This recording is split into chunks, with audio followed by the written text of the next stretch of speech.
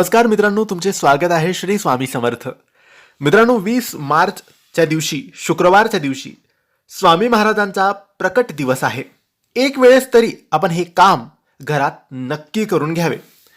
मित्रांनो, स्वामी भक्तांसाठी, स्वामी सेवेकरांसाठी एक पर्वणी, एक विशेष दिवस, ज्या दिवसाची वाट आपण वर्षभर बघत असतो, तो दिवस आता 20 मार्चच्या दिवशी आहे.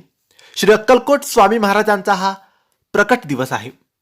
आणि हा दिवस येण्याआधी तुम्ही तुमच्या घरामध्ये हे एक काम एक वेळेस तरी नक्की करायचे आहे. आता हे काम काय आहे? तर मित्रांनो, तुम्ही अनेको प्रकारच्या सेवा घेऊ शकतात आणि या सेवा 20 तारखेपर्यंत करू शकतात. स्वामींचा मंत्रजप करू शकतात, स्वामी चरित्र सारामृताचे पारायण करू शकतात. हे तर झालं छोट्या मोठ्या गोष्टी ज्या आपण सहजच करू शकतो. परंतु हे काम जे आम्ही आजच्या या व्हिडिओमध्ये सांगणार आहे, ते काम आहे पारायण, आणि तेही गुरुचरित्राचे पारायण, जे 7 दिवसांचे असते, जे संपूर्ण नियमांचे पालन करून तुम्हाला करायचे असते, ते पारायण तुम्हाला करायचे आहे. मग हे पारायण तुम्ही आज, उद्या, केव्हाही पासून सुरू करू शकतात, किंवा तुम्ही 20 तारखेला तुमचा शेवटचा दिवस असेल अशा रीतीने सुद्धा तुम्ही हे पारायण सुरू करू शकतात.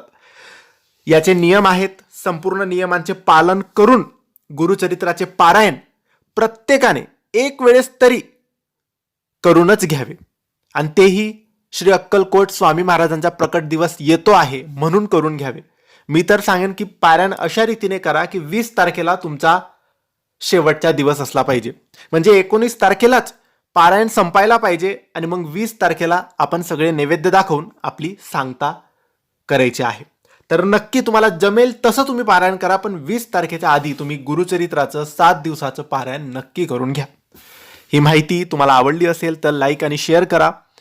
काही प्रश्न असतील तर कमेंट्सद्वारे विचारा, आणि आमच्या चॅनलला सबस्क्राईब करायला विसरू नका. धन्यवाद. श्री स्वामी समर्थ.